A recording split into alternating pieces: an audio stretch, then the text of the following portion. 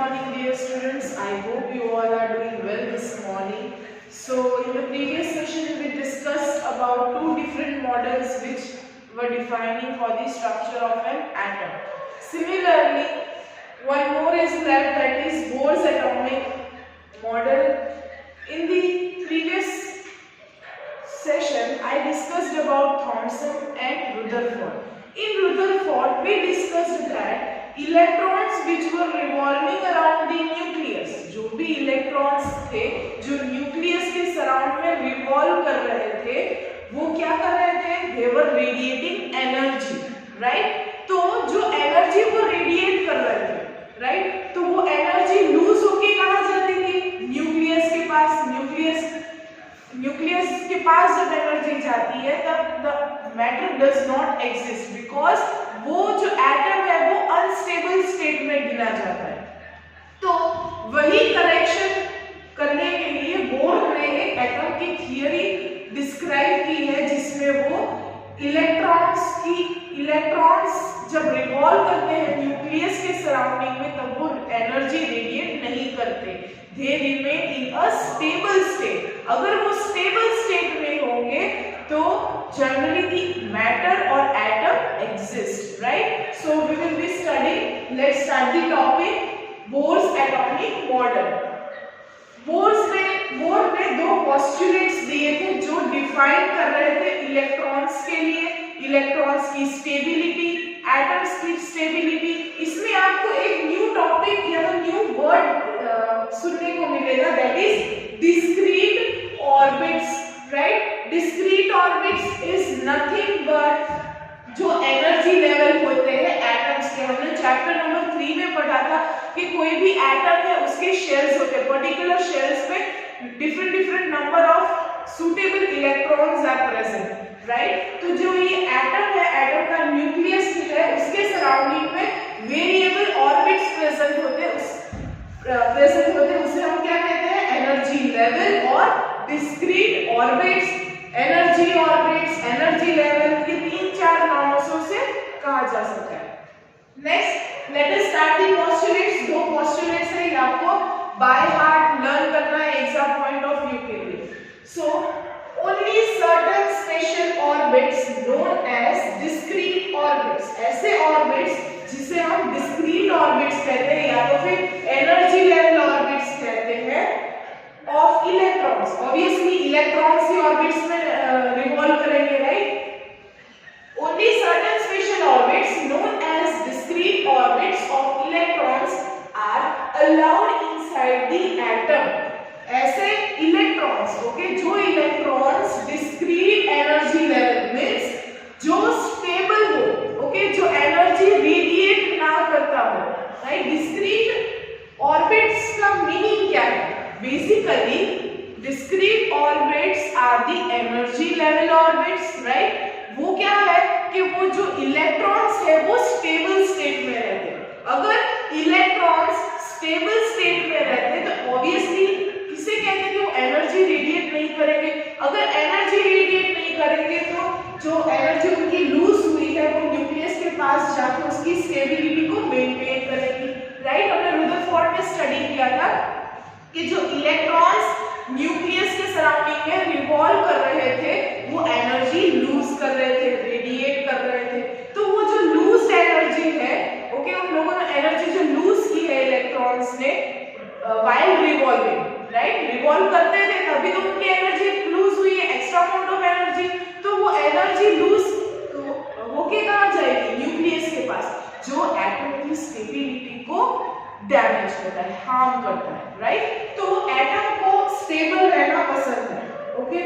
We discussed in the chapter 3 कि मैंने आपको कहा था कि जनरली आपके पास एक क्लास है, उसमें बहुत सारे स्टूडेंट्स आपके अंदर भर दिए हैं, बैठने की भी जगह नहीं है, तो क्या आप स्टेबल महसूस करोगे? नहीं, you will be feeling uncomfortable.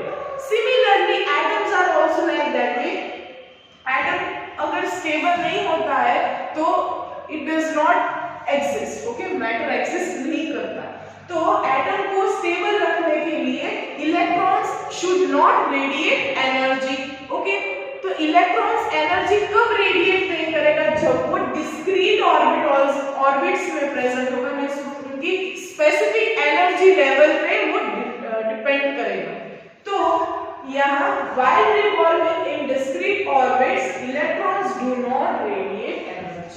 जब इलेक्ट्रॉन्स रिवॉल्व करते हैं ये डिस्क्रीट ऑर्बिटल्स में तब वो एनर्जी रेडिएट नहीं करते, राइट?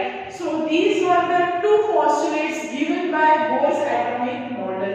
ये न्यूक्लियस है, न्यूक्लियस के सराउंडिंग में उनकी एनर्जी लेवल्स है। वो एनर्जी लेवल स्पेसिफिक एटम के लिए स्पेसिफिक अलग अलग एनर्जी लेवल्स दिए गए हैं जिसके ऊपर वो डिफाइन करेंगे कितने नंबर ऑफ इलेक्ट्रॉन्स प्रेजेंट होंगे उनके शेल्स में, right? So this are the basic nucleus है, जो पहला शेल है उसे के शेल कहते हैं, उसमें उसका n is the number of the electrons present in the shells, n is equals to 1, l is equals to 2, m shell is equals to 3, and shell n is equals to 4, right? You can note down this points.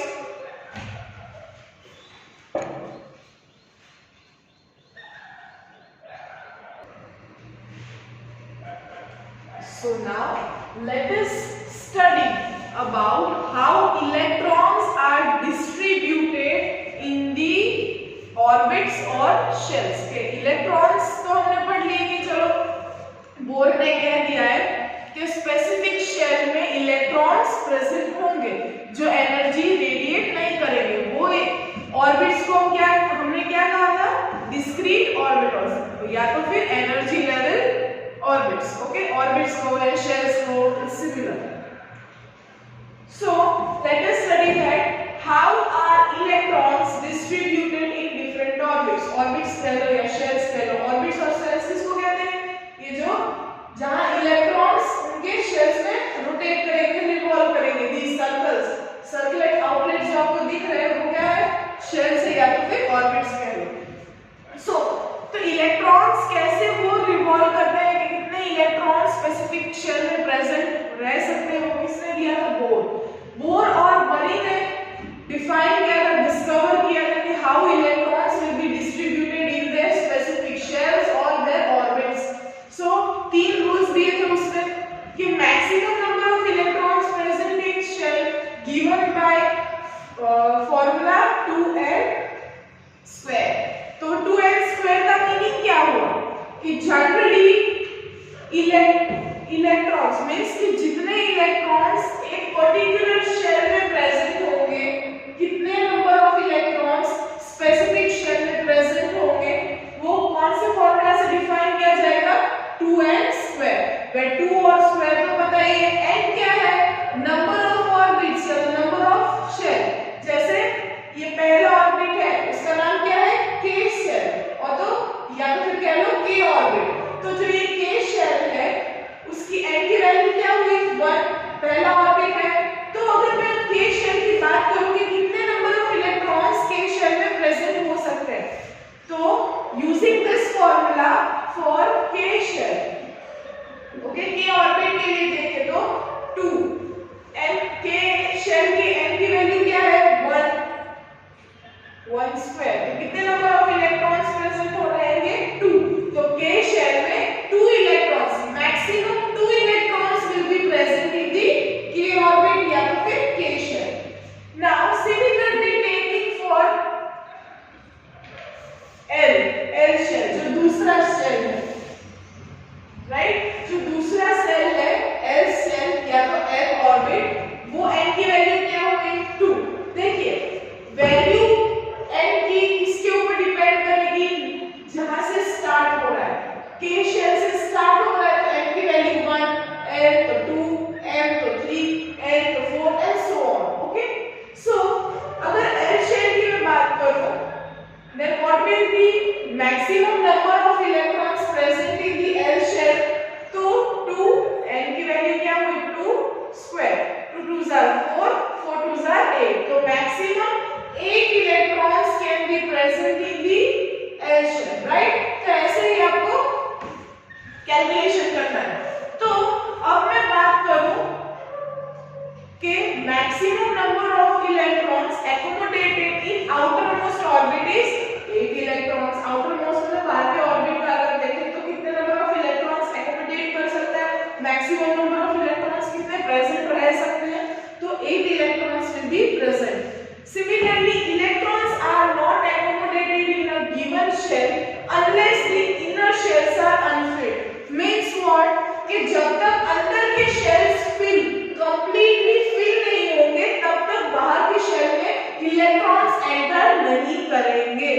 Again repeating, nucleus है, nucleus के बाहर का के shell है। अगर electrons के shell में completely 2, हमने देखा था ना मैक्सिमम कितने इलेक्ट्रॉन्स प्रेजेंट हो सकते हैं 2, तो जो अगर के शेल कंप्लीटली फिल्ड ऑर्बिट नहीं होगा, जब तक के शेल के ऑर्बिट्स कंप्लीटली फिल नहीं होंगे तब तक वो उसके सक्सीडिंग ऑर्बिट या तो उसके आगे के ऑर्बिट या तो उसके आउटर मोस्ट ऑर्बिट में वो एंटर नहीं करेगा। Is that clear? तो ये थे रूल्स, ओके, जो बोर और बनी ने दिए थे। किसके लिए? इलेक्ट्रॉन्स को कौन से शेल में कितने नंबर ऑफ इलेक्ट्रॉन्स डिस्ट्रीब्यूट होंगे, कैसे डिस्ट्रीब्यूट होंगे, वो उसने डिफाइन किया है। If you want to note down you can note down it.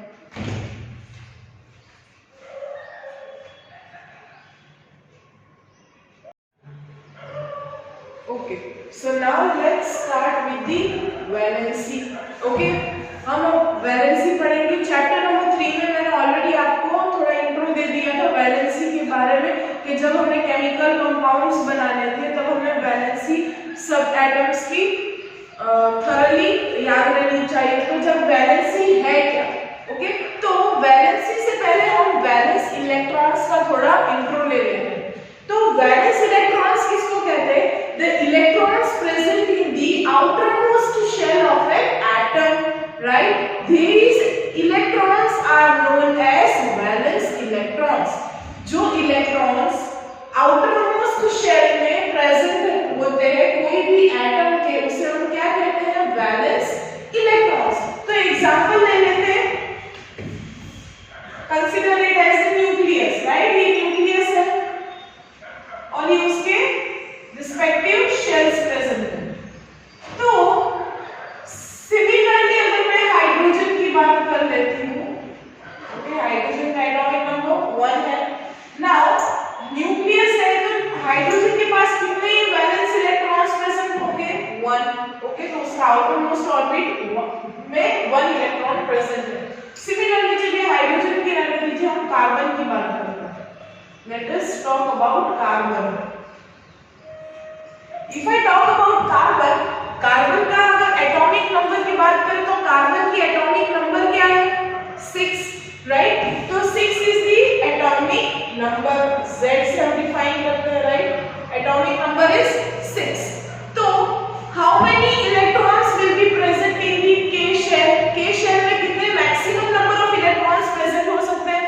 हम फॉर्मूला यूज करेंगे 2n², ओके। तो K शेल मतलब कि जो ये पहला शेल है, तो पहले शेल में कितने maximum number of electrons present रहेंगे वो हम देखेंगे। सो 2n कौन सा शेल है? K वाला 1, सो 1², तो कितने नंबर ऑफ इलेक्ट्रॉन्स प्रेजेंट होंगे? 2। तो पहले शेल में कितने आए? 2 इलेक्ट्रॉन्स आए, किसके? कार्बन के। अब बाकी के कितने रहे? 4। तो 4 इलेक्ट्रॉन्स कहां जाएंगे? उसकी आगे की ऑर्बिट में, मतलब कि K के बाद कौन सा शेल आया? L, right? Let me draw a big diagram.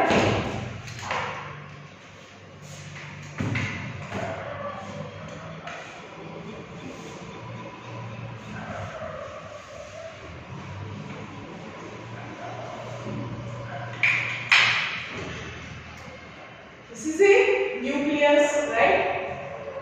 अब ये न्यूक्लियस के बाहर अलग-अलग शेल्स प्रेजेंट है। These shells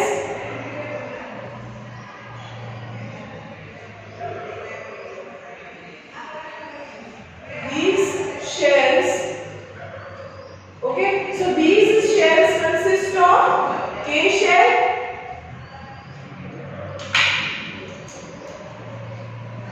K shell present है, L shell है, M है और N है।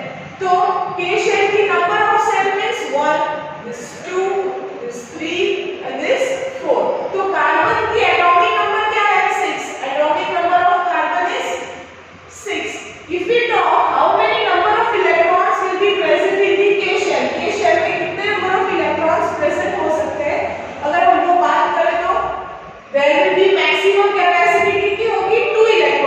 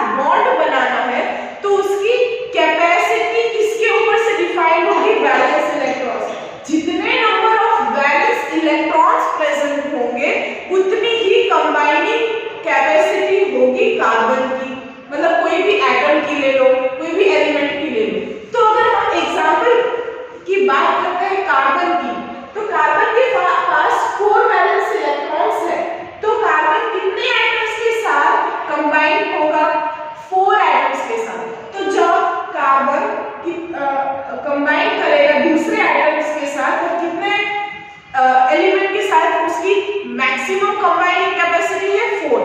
अगर मैं हाइड्रोजन की बात कर लूं, like this is carbon. Carbon के पास कितने वैलेंस इलेक्ट्रॉन्स हैं? उसके आउटर मोस्ट ऑर्बिट में 4, तो उसकी वैलेंसी क्या होगी? 4।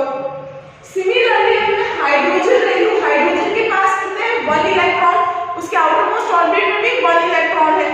तो मैं अगर ऐसे 4 हाइड्रोजन ले लूं, ठीक है, 1 2 3 4, तो हाइड्रोजन के भी एक है, ठीक है, 1 2 3 4।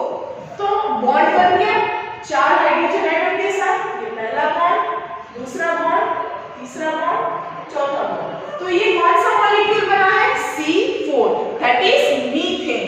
ओके, तो ये है कंबाइनिंग कैपेसिटी के वैलेंसी किसके ऊपर से डिफाइन होगी कि जो भी एटम है उसके पास जितने number of maximum valence electrons present होंगे उसके आउटर मोस्ट शेल में, वो डिफाइन करेगा कि उसके पास कितनी कैपेसिटी होगी दूसरे एटम्स के साथ कंबाइन करने की। ठीक है, तो दिस इज वेरी इजी।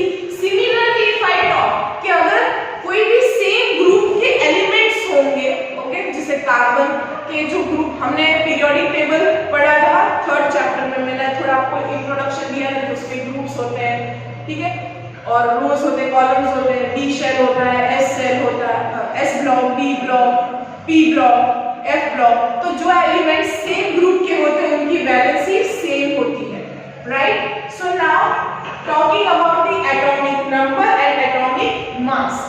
तो एटॉमिक नंबर और एटॉमिक मास क्या है? Generally same. Atomic number is the number of protons present in an atom. Specific atom में कितने नंबर ऑफ प्रोटॉन्स प्रेजेंट होते हैं वो डिफाइन करता है एटॉमिक नंबर, राइट। ये तो हमने पढ़ लिया है। Talking about mass number, sum of total number of protons and neutrons present in nucleus. हमने पढ़ा था कि प्रोटॉन्स और न्यूट्रॉन्स कहां प्रेजेंट होते हैं? न्यूक्लियस के अंदर। तो similarly if I talk about जितने कोई भी एक एटम है, एटम के अंदर एक न्यूक्लियस होता है, वो न्यूक्लियस के अंदर जितने total means sum means total number of protons and neutrons present in the nucleus, वो क्या डिफाइन करेगा? Mass number. हमने पढ़ा था कि मास किसको कहा जाता है? कोई भी एटम है उसका सबसे ज्यादा से ज्यादा मास कौन कंसिस्ट करेगा? Nucleus. Why? Because maximum number of mass is present in the protons and neutrons and electron consist of only the negligible mass, right. तो इलेक्ट्रॉन्स के पास नेग्लिजिबल मास है, और अगर मैं सिर्फ न्यूक्लियस की बात करूं तो न्यूक्लियस में ही सबसे ज्यादा मास कंसिस्ट होता है। तो मास नंबर की अगर हम बात करें तो वो डिनोट होता है A के थ्रू, ठीक है, और जो सम ऑफ प्रोटॉन्स और न्यूट्रॉन्स होंगे वो डिफाइन करेंगे मास नंबर, राइट। अब मैं एक एग्जांपल दे देती हूँ आपको। नाइट्रोजन, आपको ये नोट डाउन करना है, नोट डाउन कर लीजिएगा।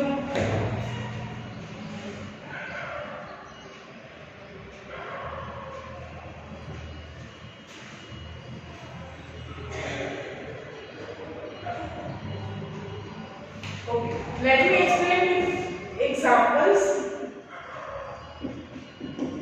एग्जाम्पल्स की बात कर लो तो नाइट्रोजन के एटॉमिक नंबर क्या है? 7, ओके, उसका मास नंबर है 4। तो ऐसे हम लिखेंगे, ठीक है।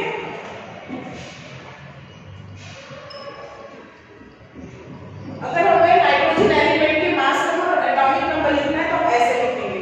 जो नीचे का नंबर डिफाइन करता है atomic number, and if I talk about the 14 is the mass number.